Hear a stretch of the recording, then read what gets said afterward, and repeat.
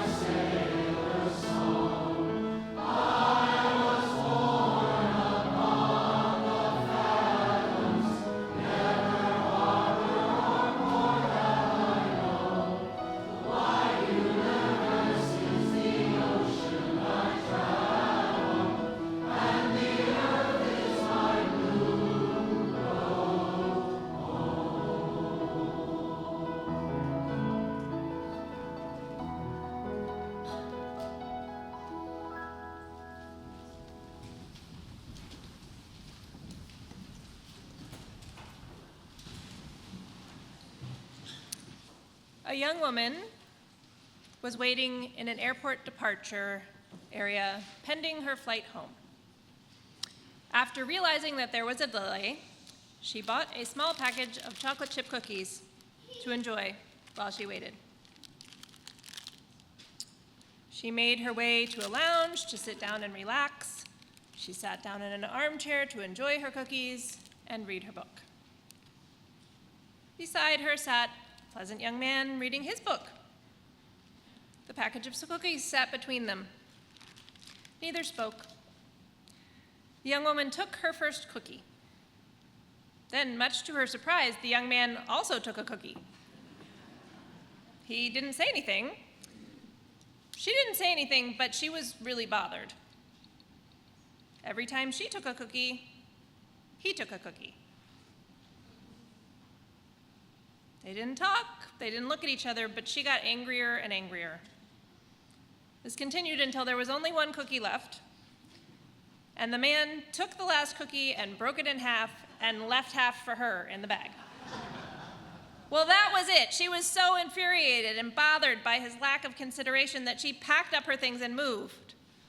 And pretty soon she boarded her flight and took her seat and began to settle in for the trip. Still very upset about this whole cookie thing. And then she opened up her purse and suddenly she felt her heart sink. There in her purse was her bag of cookies. Unopened and untouched. The young man hadn't been taking her cookies, he'd been kindly sharing his cookies with her. How do you think she felt? She was full of regret, but she was also overwhelmed by the kindness he had offered her. This young man had generously shared his cookies without saying a word. He even gave her half of the last one. He wasn't upset or worried about what she did. He was just kind. Kindness is a choice. He could have gotten angry, he could have yelled. She could have gotten angry and yelled, which would have made her feel even worse. He could have snatched his bag of cookies away. Instead, he showed kindness, made her day a bit better and brighter and more cookieful, simply because he could. We can look out at the world and imagine that people are out to take what we have, and sometimes maybe they are. But we can also look at the world as full of opportunities to be our own kind selves. The choice is ours, even if someone is stealing our cookies. So I want to invite everyone to visit the bake sale at Coffee Hour. It's a pay what you like bake sale. And the cookies and other goods are being sold to benefit our offering outreach partner for the month. I want to invite our children and youth to come to their classes now. If you are in 5th grade or below, meet me in the atrium. If you are 6th grade and up, you know where you're supposed to be most likely, and if you don't, come ask me.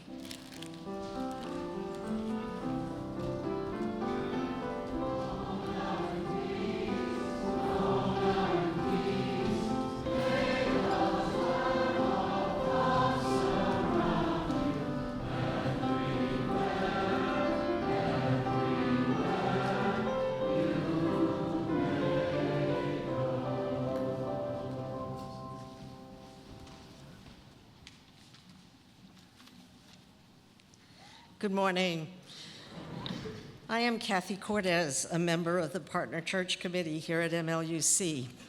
November's offering outreach organization is Gonvishalech Sege Sevetset, in English, the Providence Relief Organization. The Unitarian Church in the Transylvania region of Romania is the headquarters organization for approximately 120 Unitarian churches in Romania, and Gonvishalech is their outreach organization.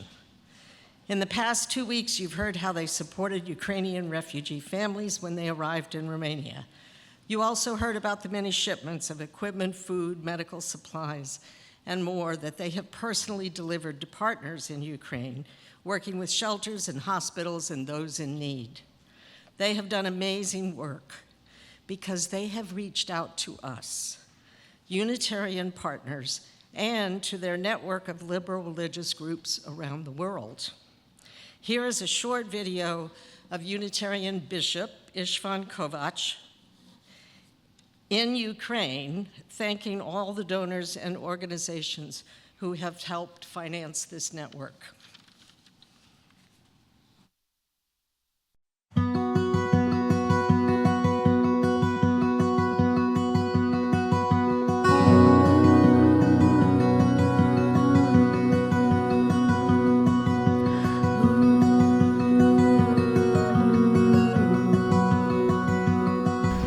We are here in Bereksaz, Berehove in western Ukraine.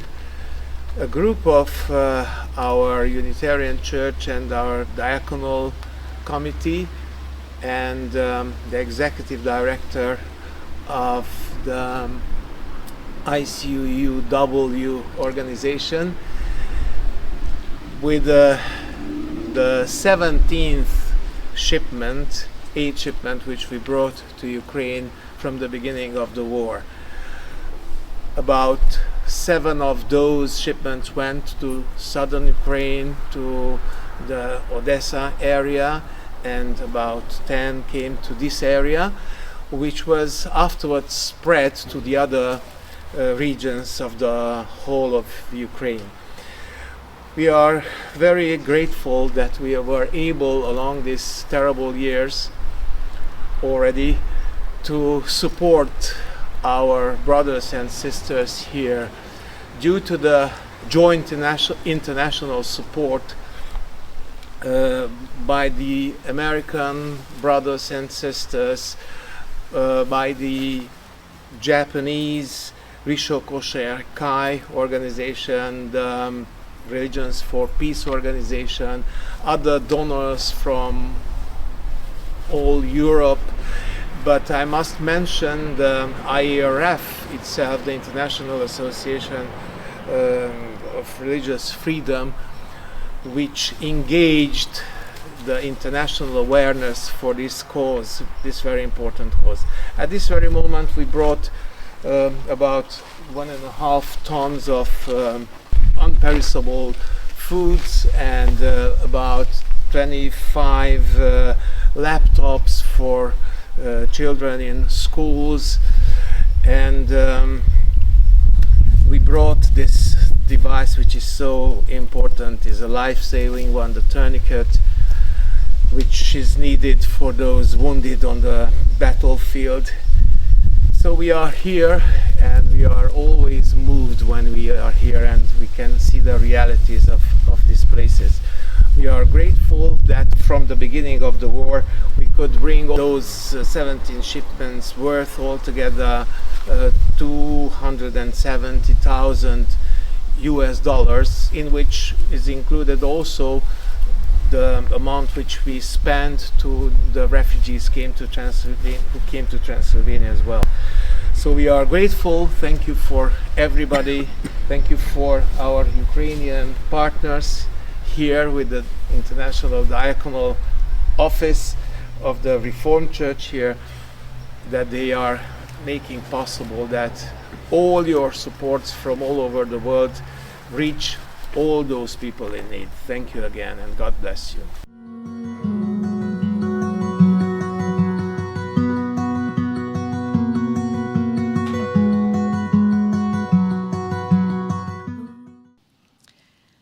So as you think about your offering today, think about our partners in Romania. They need us, and they need others to make this work possible. Our partners in Transylvania are on the ground, face to face with the needs, and they have the ability to act in a way that we cannot do personally. They are our partners in faith and in action. Your contributions will go directly to supporting the Ukrainian people. If you would like to donate online, follow the instructions that you see on the screen. If you are in the sanctuary, you can also scan the QR code that is in the order of service to make a cashless donation. The offering will now be gratefully received.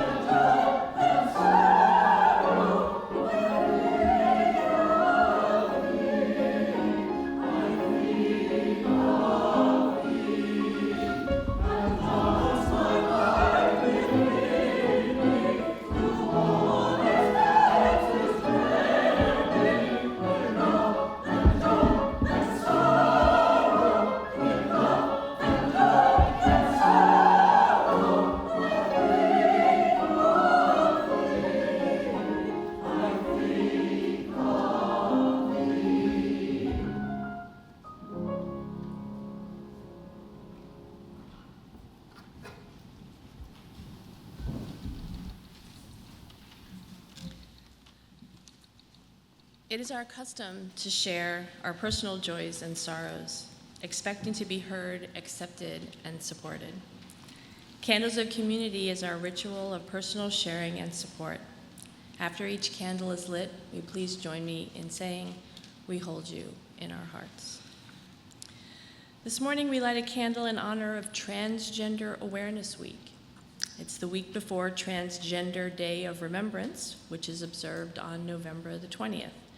It's when transgender people and their loved ones and allies take action to bring attention to the trans community by educating the public about who transgender people are, sharing stories and experiences, and advancing advocacy around issues that affect the transgender community.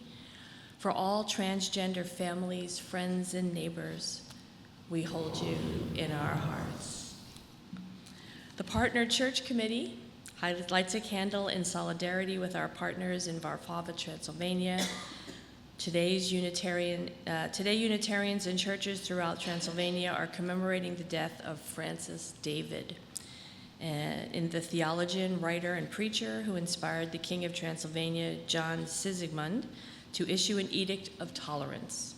Francis David died in a small, dark prison cell in a fortress high on a hill in Diva, Transylvania on November 15th, 1579.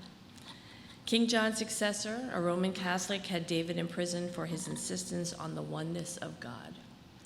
For our fellow Unitarians in Transylvania, we hold you in our hearts. Kathy Hirsch lights a candle of great joy for the birth of her first grandchild. I hope I'm saying it right. Her name is Elodie, E-L-O-D-I-E, McCormick Mingione. Elodie is the child of Kathy's son, Calvin, who grew up in MLUC and attended church school and youth group here. And for Kathy, Calvin, Elodie, and the whole family, we hold you in our hearts. Marilee Marshall lights a candle of belated celebration for Betty Graham, who celebrated her 102nd birthday God bless you, on November 10th. For Betty and her family, we hold you in our hearts. Eileen Andrews lights a candle today of concern for her brother-in-law, Roy Schilling, who was just diagnosed this week with an aggressive form of colon cancer. Roy is a longtime member of the Newport News, Virginia Unitarian Church. So for Roy and Eileen and their whole family, we hold you in our hearts. And David Van Acker lights a candle of support today for his best friend Tim, who is in the ICU now in need of a heart transplant. For Dave and Tim and their families, we hold you in our hearts. And for all joys and sorrows too deep for words, we light a candle and hold you in our hearts.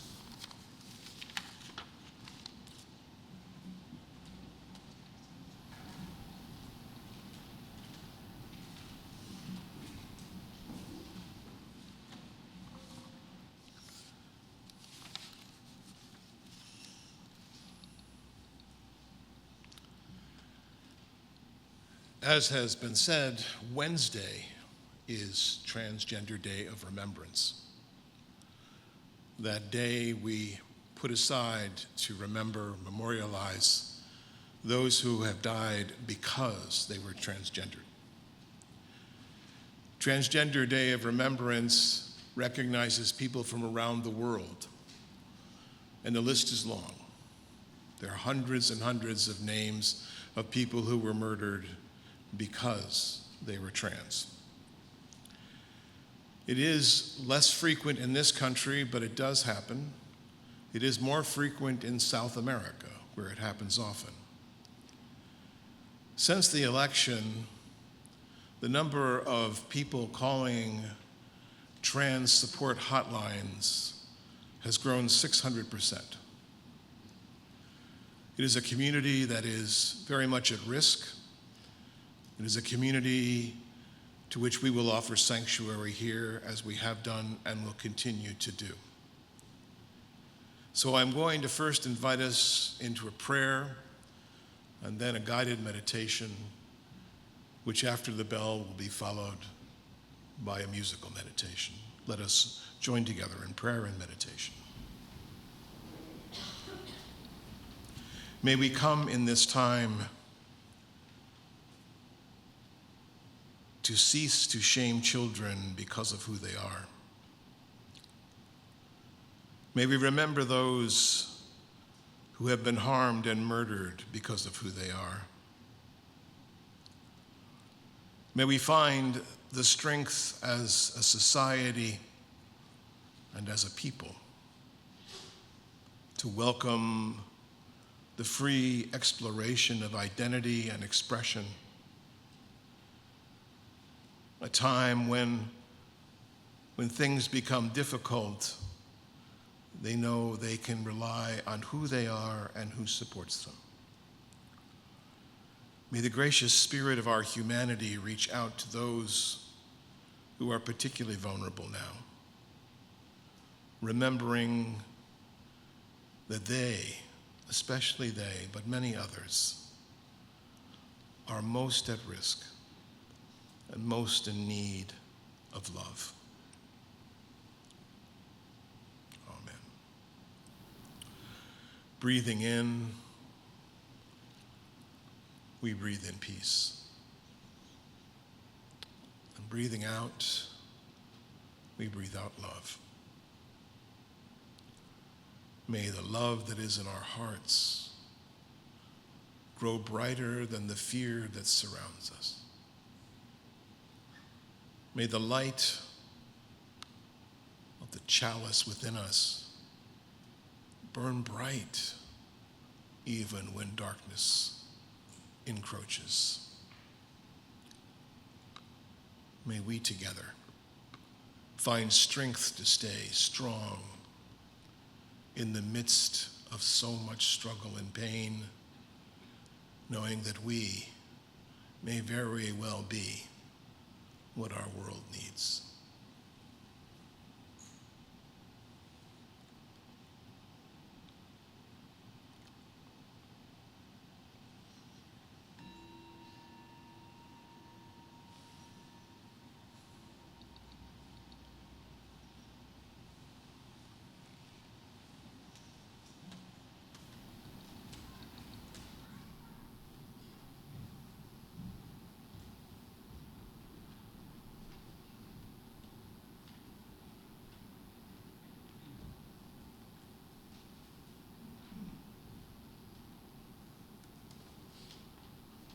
Like the sunset's crimson splendor, I would glow with beauty's fire. Like the sunset's crimson splendor, I would glow with beauty's fire. If one heart to me were tender, joy unending I'd inspire. If one heart to me were tender, joy unending I'd inspire.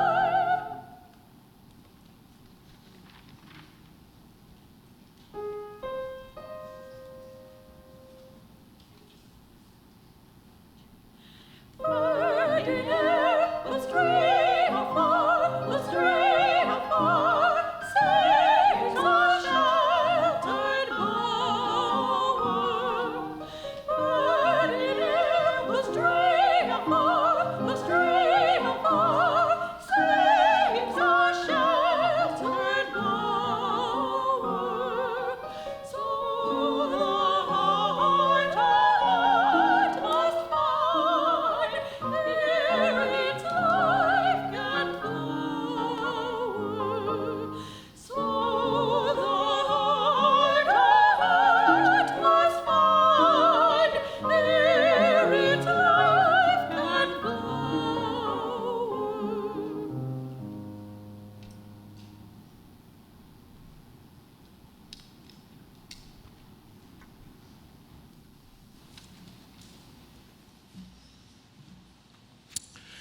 Thank you, Wendy, Caitlin, Tina, Jody, and the choir, David. It's great to see you all. Let's give them a round of applause. Why not?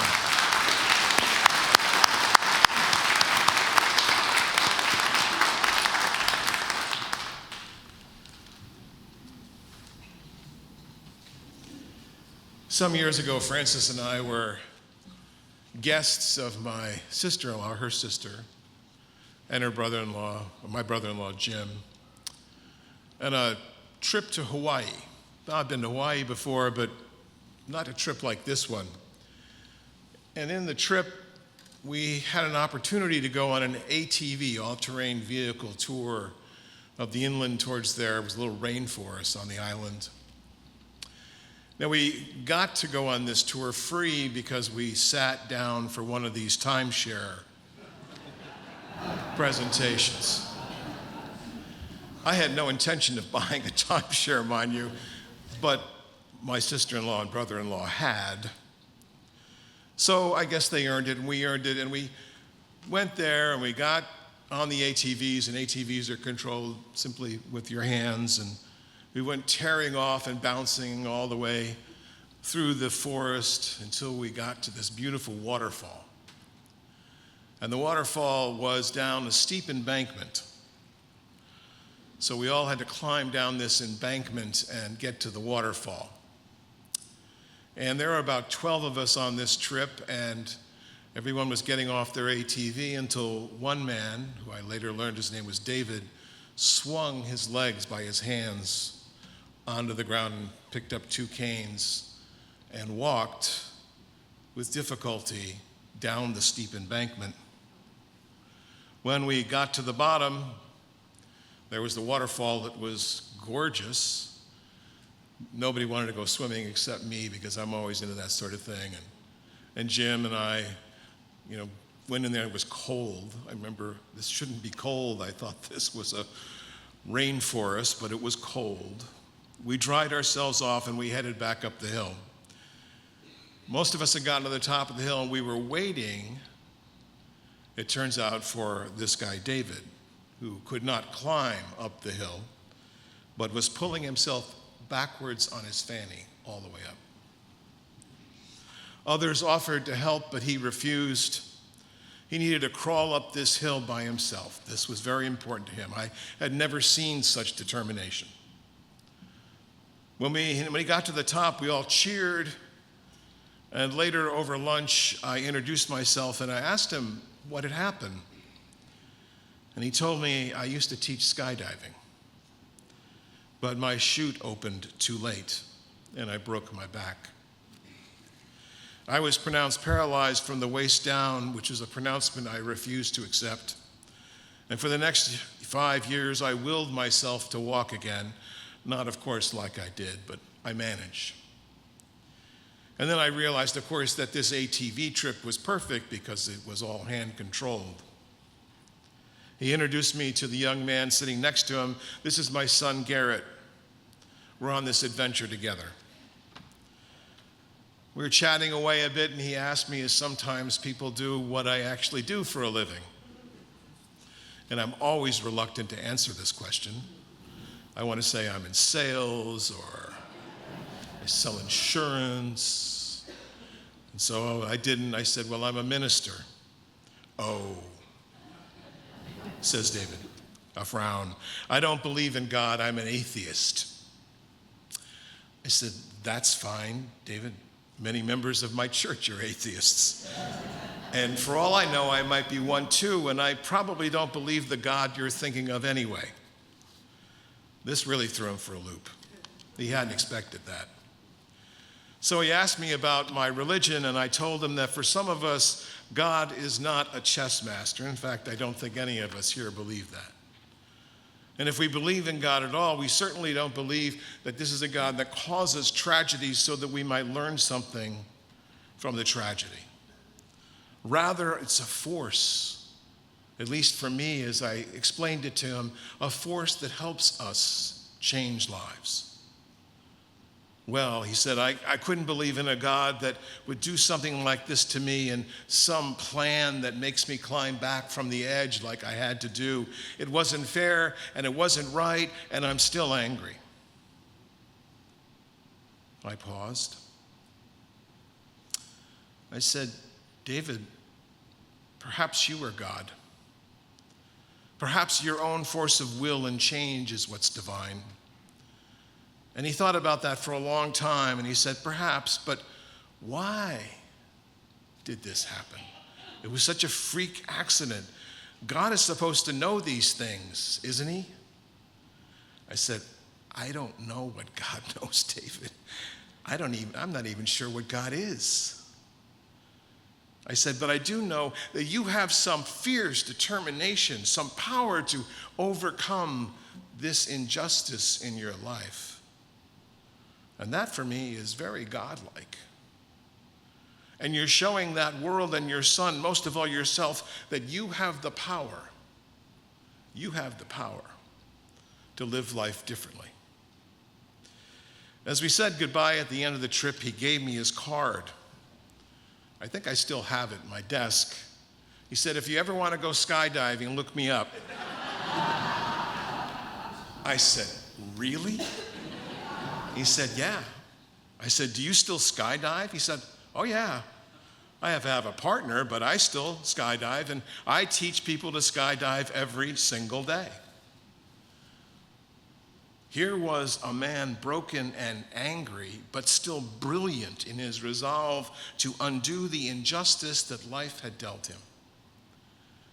Now, I don't know if he feeds the homeless or stands up for immigrant rights. I don't know who he voted for. But I know his faith in the power of our humanity in the face of misfortune. He fought back despite being broken. In fact, because he was broken, he was able to be more human than perhaps he was before the accident. Beloveds, all of us are broken. And as Leonard Cohen said, there's a crack in everything. That's how the light gets in. There's a power within us to repair the life that we have with brilliance, not perfectly. We will always remain wounded healers. But I would imagine that everyone in this room and everyone watching online felt broken or feels broken at this very moment. At least you're troubled. The reality is that this election has not only frightened us, but it's brought out pains from our own pasts. In talking with many of you in the course of this last week, that's what I hear most of all. This reminds me of. And sometimes those hurts are, as we say in our candles of community, too deep for words. As we look across America today, whole communities of people are feeling broken again and again and very much afraid. The fear that seems to have been unleashed in us all, this darkness. Those communities most at risk, such as the transgender folks, but also our BIPOC people, people who are dealing with crushing student debt, people who work in organizations that are now at risk. And it's not enough, as someone counseled me this week, to say, forgive them for they know not what they do, as Jesus is purported to have said on the cross. No. I'm not going to forgive them for not to do. This brokenness is real. And this brokenness is what it is. My colleague Barbara Wells Ten Hove puts it this way. She says, do you remember the first time you really understood that the world you lived in was not safe? She said, sadly, for some, this education comes at far too early an age. For those of us lucky enough to feel safe in our families and homes, the discovery that the world is a dangerous place often comes from the outside. If each of us were to tell our own story, many of us would discover similar tales. Moments early in our lives when we truly understood that our parents were not going to be able to fix everything, that sometimes things fall apart and can't be put back together again. So here we are. seemingly on the precipice. Looking down into what exactly? The end of the world? Well, don't go too far down into that Facebook feed, because the end of the world is at the bottom of that. Don't go too far down all the other diatribes we hear about what happened, what went wrong, what is wrong, because the end of the world may be down there. But I don't think this is the end of the world, my friends. I think this is the beginning of something new. And I've been saying this since I got here and before this election. Will it become worse before it gets better? Well, absolutely. Absolutely, but that is not the end. This is the very meaning of the word apocalypse, by the way. Apocalypse doesn't mean the end, it means a revealing, something new that's coming out from being revealed.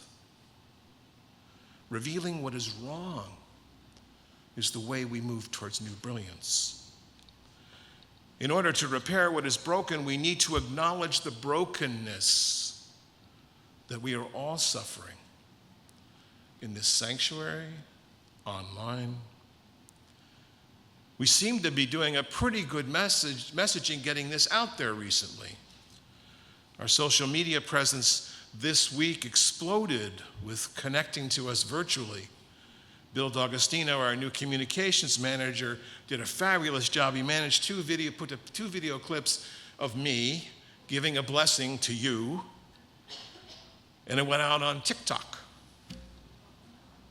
I don't know what TikTok is, but I do now. And here's the thing. Between those two video clips, they were viewed almost 90,000 times. I actually couldn't believe it. I looked it up. And there were hundreds of posts.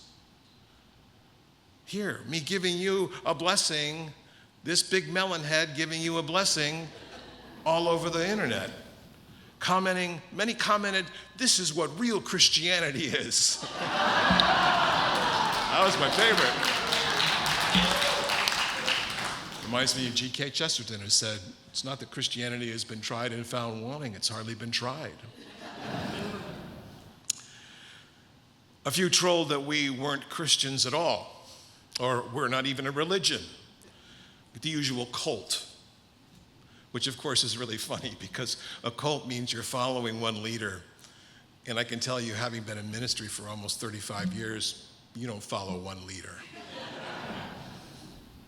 But what I love were the responses to those claims, which mostly came from the UUs out in the virtual world who said, "Yeah, no, that's not what we are. We're open-ended. We're a faith that's bound together by covenant, by this promise to take care of one another." And a lot of folks said, "I'm going to check that out." And a lot of people were in different parts of the country. And Bill was there furiously selling, well, here's a Unitarian church. Go here, go there. I think we did more for UUism last week than anybody. But what I really want to point out today is that our brokenness is clearly being felt and seen. And the solution to that lies in blessing, sanctuary, and then action.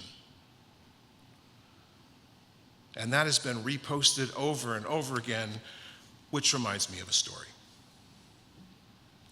A man's fence is broken down, and he needs to find someone to fix it. So he goes online and he looks at a couple of repair people and calls around for prices, and they're all too high. And then he sees this little ad at the bottom that says, "Buddhist monk will fix it for free." Surprised by this and assuming it must be fake listings, he nevertheless gives him a call, and sure enough, he'll come and fix it for free. And sure enough, a few days later, the monk shows up with a toolkit in his hand, and the man shows the monk the fence that's been ripped out of the ground and it needs to be replaced. About an hour later, the monk comes back in and tells the man he's finished. And the man goes outside, and the fence is in perfect condition. And he can't just say thank you and let this monk go, so he says, "Please come in and have a cup of tea." cup of tea. Okay, maybe not the Dalai Lama. The man starts talking to the monk. It surprised me to see that you offer these services for free. Why do you do that? And the monk says, religious reasons. And the man says, I don't know much about Buddhism, but why do you need to repair fences? Because, the monk replied, you'd be surprised at the amount of good karma you get for reposting.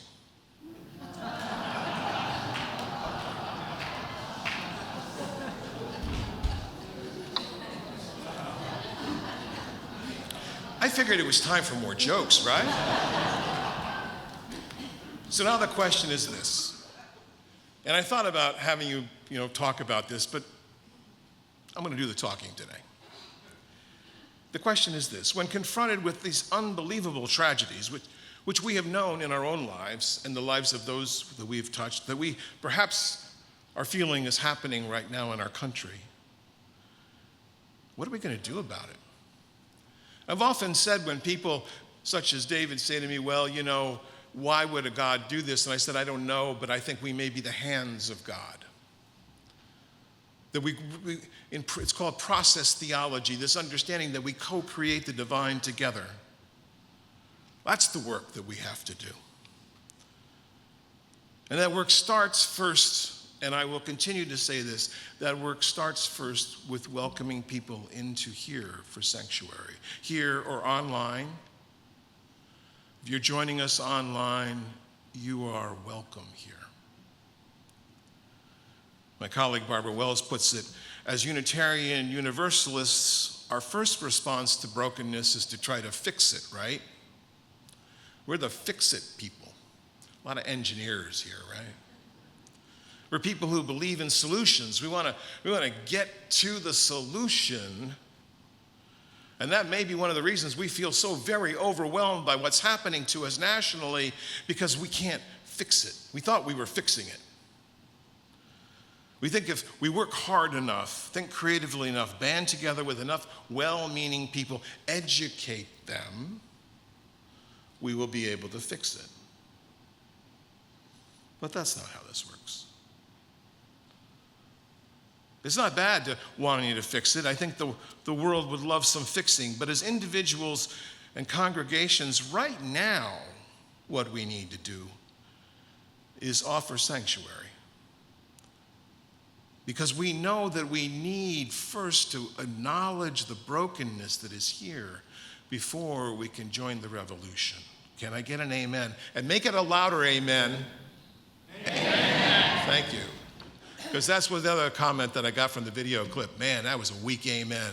I don't think there's any spirit in there. I don't know what kind of church that is. I know you're not used to this, but we're trying something new, so hang in with me.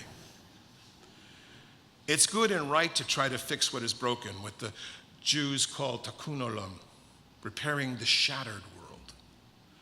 We rarely succeed, and that is okay, because the effort towards repair is still worthwhile.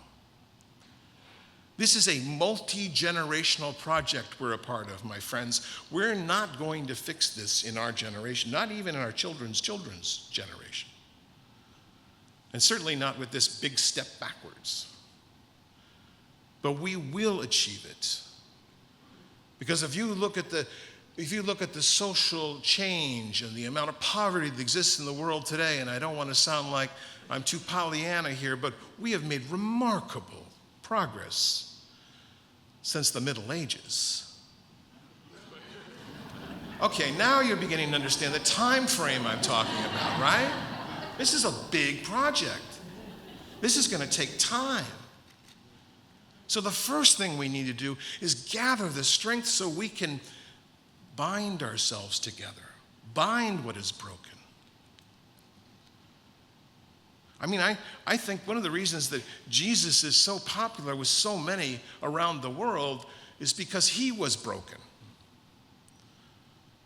And it took me a long time to understand this, because I thought it was so gruesome that the major Christian symbol is the Roman torture of the cross, until I realized that brokenness is what so many people can relate to. And I can tell you, Jesus wouldn't vote for Donald Trump. Jesus probably wouldn't vote for anybody. Jesus would understand that inside of us is the light that needs to shine, so our brokenness can come together into something else.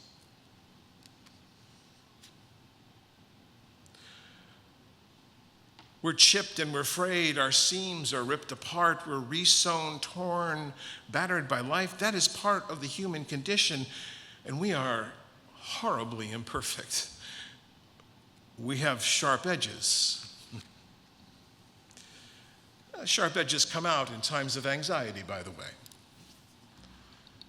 I've dealt with many congregations who've gone through difficult times such as this, and I can tell you we're not always on our best behavior when we're stressed out by the world.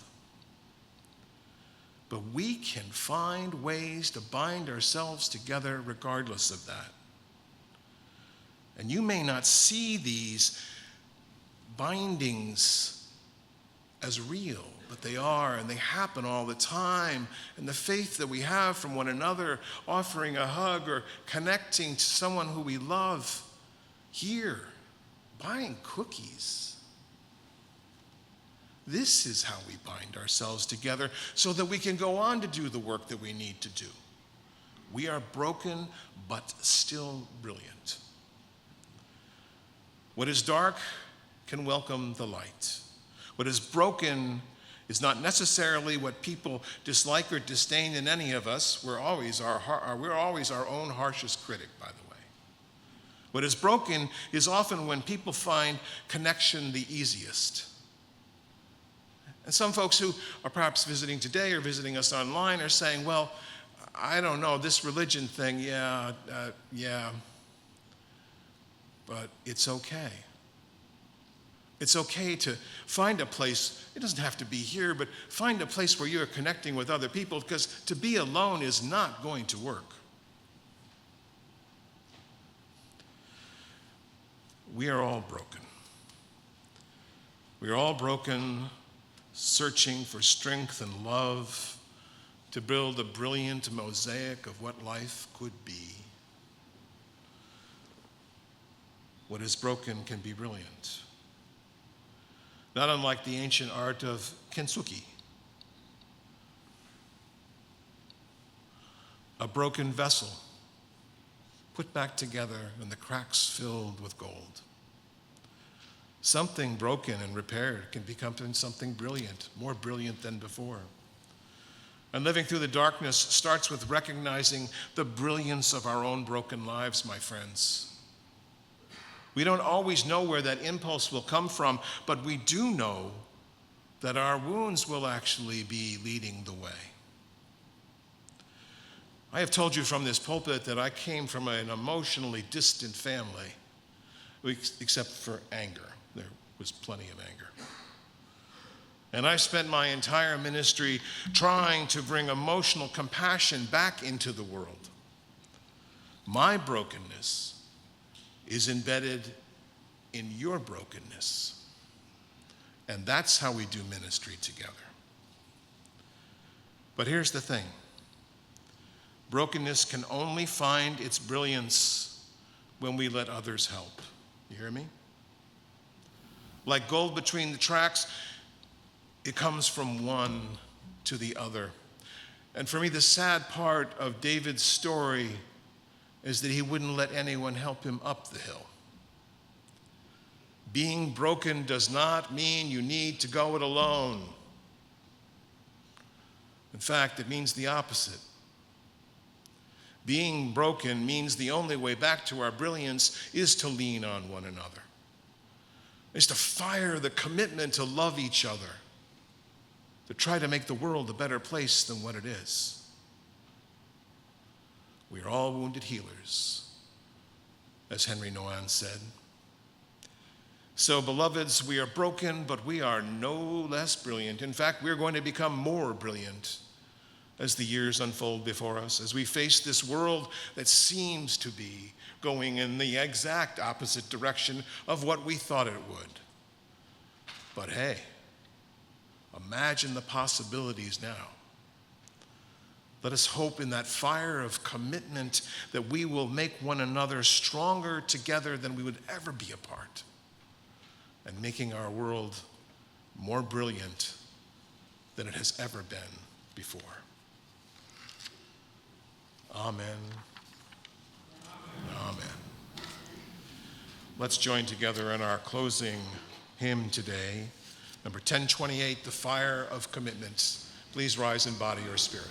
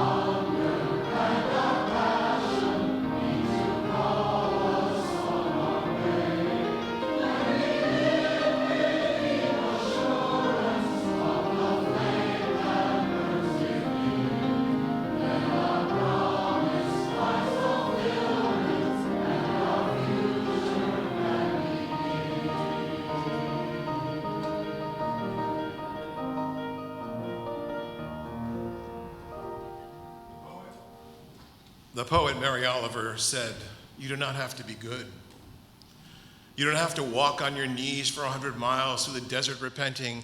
You only have to let the soft animal of your body love what it loves.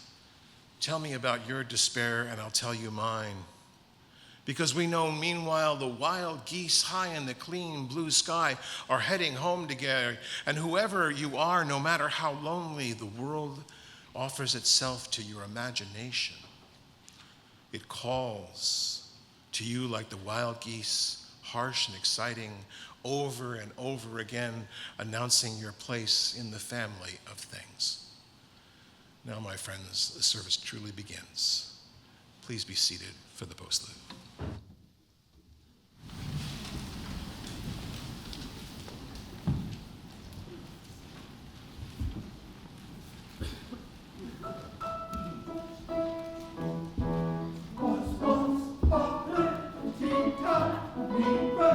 Die